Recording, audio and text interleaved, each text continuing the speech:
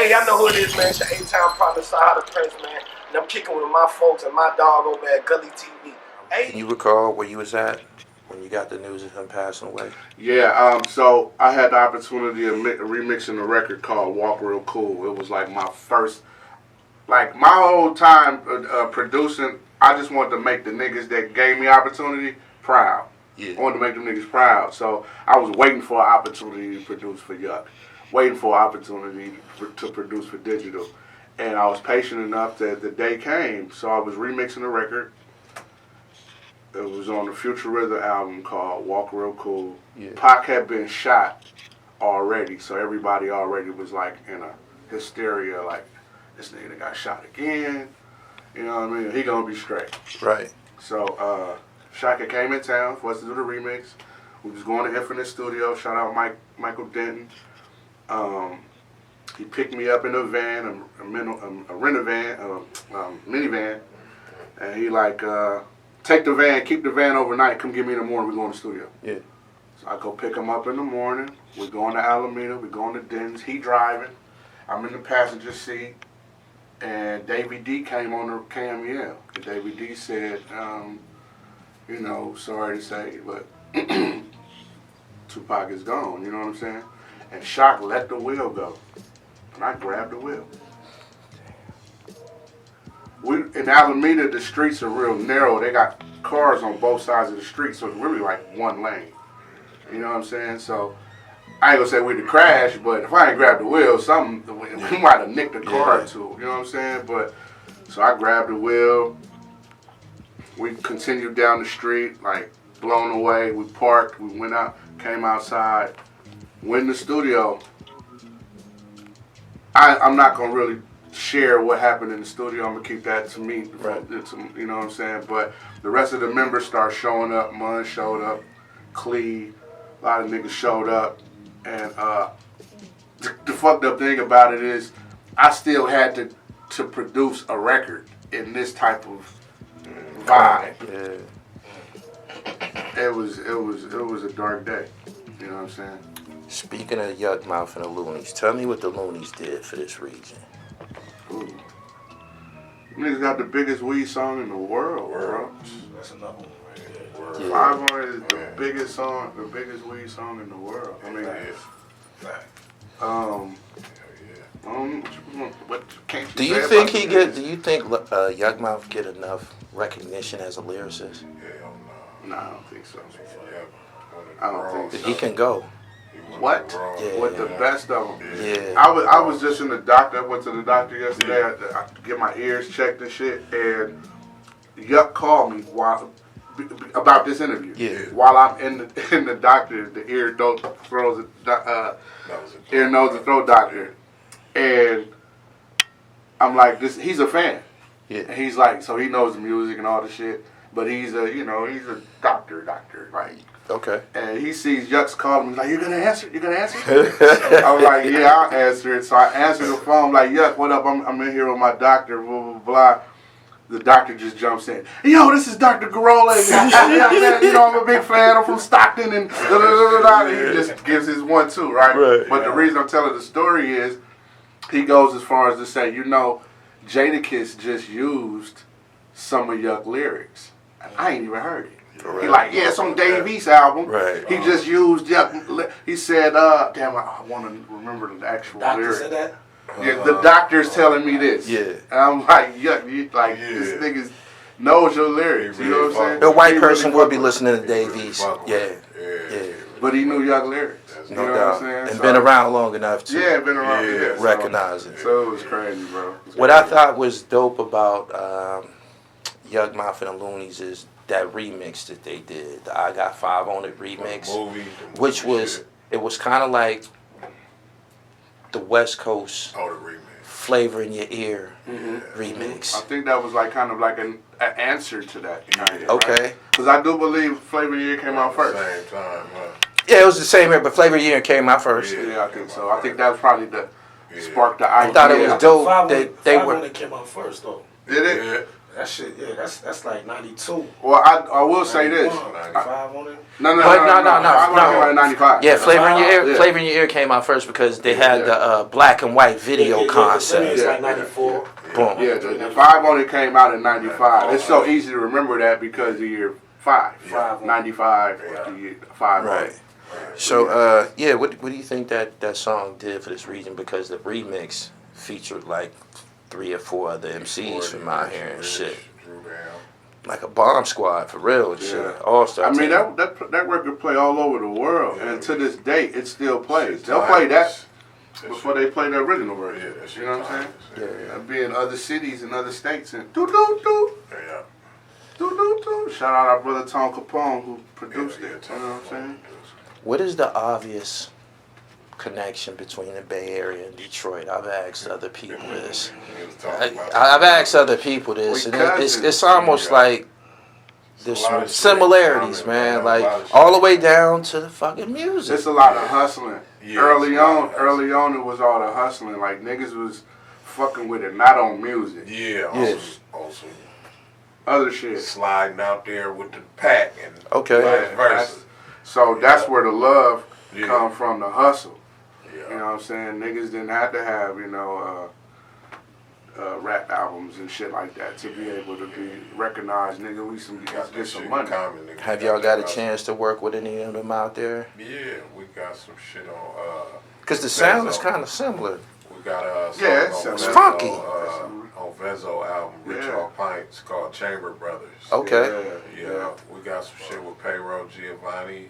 Who else? We work with a few people from Detroit. Yeah. They're pretty much the biggest ones. Yeah, with Vezo and Vezo. Payroll Giovanni for sure. I swear Vezo, yeah. Shout out Vezo, man. Yeah. Tell me about this new record working. How did that come together? That joint dope. The That was my introduction to you as a artist. Moving record was the introduction? Looking at that video this morning, I okay. When y'all called me, told me I got some producers for you. He didn't tell me how big you niggas was. I started to find out over the next couple hours and shit. Like, you know what I mean? Like, dope, though. Man, I'm telling people, they like, so what you doing out here? Oh man, I'm interviewing some niggas called the Mekanix. The Mekanix, like. So yeah, I was getting that type of reaction, man. That's love. So this album that we just dropped is called Restoration 2. So it's just us getting back to what we normally do. Like people know us from putting compilations together. They're never boring because if you got 15 songs and there's 2 or 3 niggas on every song, different niggas on every song, you get so many opinions and so many vibes and you know what I'm saying. So the album is full of collaborations, different collaborations and. Shit, we always try to put some shit together that ain't never been done before. Were those guys outside of Stalin? Was the rest of those guys some of y'all artists that y'all working with, like Elijah? I wasn't hip to him. No, so yeah, that's Stalin's artist. So we never wanted to really have a record company. We created Zoo Entertainment, the label, to give J.Stalin a launching pad. So we were so blessed to have Stalin be that vessel for us because we ain't found another person that actually that could do it again. He's an enigma. He's one-on-one. One-on-one. Like it makes sense that we would put together a label for him to launch off of because we didn't want to do that. You know what I'm saying? Yeah. But he needed it, and we needed him to do exactly what he needed each other. Yeah. You know what I'm saying? So Stalin really, and then it was dope because Stalin was an artist that we launched with. He had the idea of Livewire Records with him, so he was like, "I'm gonna have a label, one way or another." You know what I'm saying? So he started grabbing the artists, and with that being said, we was able to kick back and let him be our A&R. So Stalin like, this nigga hot. He doing screening for you. Yeah. Right. Stalin like, this nigga hot. I'm like, yeah, he cool. Stalin like, this nigga hot. Yeah, let's work with him. we could pick and choose who we want to fuck with. You know what I'm saying? So it was dope. Up under his umbrella. Up under his umbrella. Give me some recommendations, man. Y'all said that y'all got the fire compilations. I need these people to go and look some of these joints up because I service a big body of the northeast region of the United States. Songs that we did. Yeah. You can give them the album titles of the compilations. One of our most popular albums is Under the Hood. It's called Under the Hood. You said Restoration 2 just came out? Yeah, that just came out like 2 weeks ago. Yeah, a couple weeks ago. Then we just dropped The Boy from SOBR RBE. Who all featured on the Restoration? Oh, shit, we got 40. It's all features. E40, Keep the Sneaks, Stalin, The Boy, Lil Yee, La Russell on there, Jane Hancock, Rex Life Raj, Stevie Casual from the Hieroglyphics, Yeah, Casual, Kevin Allen, which was used to be Irk the Jerk. Yeah. These niggas can rap like Clyde Carson. Yeah. Who else? We grabbed some young cat from Ohio. Shotty Boy. This nigga's so dope. Shotty Boy. There's a connection between the Bay Area and Ohio too. For sure. How the fuck y'all get way over there? Like Kansas City too. Back to the hustling. Kansas City too, right? I interviewed Amp Pacino. Yeah. Salute to Amp Pacino. And we ain't really Amp got on that first album, what Chop Chop 2. Yeah. The second album. And he hopped on that HD album. Oh yeah. Yeah, oh yeah, that's another album you can check out too. Stuck in My Ways, HD, Bad Habits. That nigga's a bad motherfucker, man. From North Oakland. Okay. History on Askari X. Askari X, man, shit. We grew up on the Scar. He was on the, he's real political. Yeah. He said the Scar. Yeah, he's real political. Yeah, I came for the smoke, man. Yeah, come on, bring it, man. He came out with the Piggy Wiggy. Oh, Piggy Wiggy. Yeah, I don't know if it was his first album, but the album that really shook shit up was Word of the State. Okay. It was called Word of the State. This was in the 90s. Lockdown. What was so controversial about that project? He was talking about shooting cops. He was talking about shooting cops and how they, how they racist, the white people racist and all that. And shit, he's a dope ass artist too. He could rap like a motherfucker. Yeah. He could rap like a motherfucker. He had some dope ass shit with 3 Times and 3 Strikes. Mm-hmm. Yeah. He was on all the old compilations. The Delinquents fucked with him heavy too. Fucked with him heavy. Yeah, like he's on him heavy. We had started working on the project. We did like an EP, a little small EP with him, like maybe 3 songs or something like that. Yeah, but it never did come out. They put 1 song out. Why is it such a enigma with him? Is that his brand or? I think he embodied the Islam, like, and that, how you hear the brothers that come from that walk of life, like, what they stand on, you know what I'm saying, and that's what was in the music. He stood on that. He stood on it and pushed it faithfully. Yeah. Like, man, coming in the arena, watching Steph light niggas up, and when they call a timeout, they start playing y'all shit. That's how it goes. Yeah, occasionally it's cool. Yeah, we fool with the DJ D Sharp. That's our homeboy. So Warriors DJ. He the Warriors. So the Warriors have an actual DJ. Yeah, hell yeah.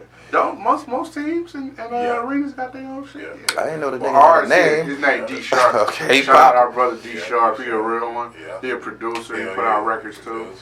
But he keep us in rotation. Did the success of the Golden State Warriors do something for this region? Did it inspire musicians to be great? You're sitting here watching these niggas light people up, blow them out the building. They 73-9. They winning titles. They raising trophies. Like, is that inspiring? Does that affect you as a musician? Everybody looking at the Bay. You know what I mean? So hell yeah, shit, nigga, got to take advantage of the, the attention that we getting because of them. Hell yeah. Shout out Steph and all the boys, man. They go Draymond. Shout out Draymond. Green too, man. No doubt. Artists from other regions. Who else have you worked with on the East Coast? Not a lot. We haven't worked out. Like, we really, our whole MO was like, so when the hyphy movement came, we weren't mentioned because technically, musically, we didn't fit. Yeah. Okay. You see what I'm saying? They know us for making some mob shit. That's what it sounds like to me. Real aggressive Yeah. street shit. You know what I'm saying? So I like that shit y'all did with E40, that mob shit. yeah, that was so. Hard. So when the niggas like y'all. so when the hyphy shit kicked off, we had Stalin's first album ready to go, right? Which was dope, right? But we literally had to sit back because right when we was finna drop Stalin, Sway went on MTV and did My Block. Yeah. And My Block had nothing to do with like mob shit. It was like it was hyphy shit, the energy. Yeah. So we had to kick back and just sit still and just watch that shit go. Did he misrepresent the baby? No, That's what was lit. That's what was lit. But the reason I'm saying that is because we had to sit back and let that shit go by and like we didn't even exist, right? And I told you all the connections we had been putting together. So it wasn't a slap in the face. It was just like we just didn't feel appreciated because we ain't fit. Now, so that made us say, we ain't gonna let that happen again. If the ball come back around, we're gonna make sure they mention us. No doubt. So we took care of home, bro. And that's why we don't really have a lot of New York and a lot of other side placements everywhere else except for here because we try to take care of home. No doubt. So that, you know, if the conversation come back around. Yeah, we got that Davies, and then we got some surprises for y'all. So Yeah, we got some surprises. Oh, for sure. We didn't touch the East Coast a little bit more, so y'all got. Well, no, we could give them one that it's already out. They talked about it on Drink Champs. On Drink Champs, yeah. We got one with Benny the Butcher. You know okay, let it all hang out, man. Air it out, man. Yeah, well, no, it's some shit. Okay. Exclusive. This is. I'm gonna hit him when I leave. I talk to him. So okay. It ain't out yet. It's coming. Yeah, it's not out yet. No doubt. But Benny talked about it on Drink Champs. Yeah. So.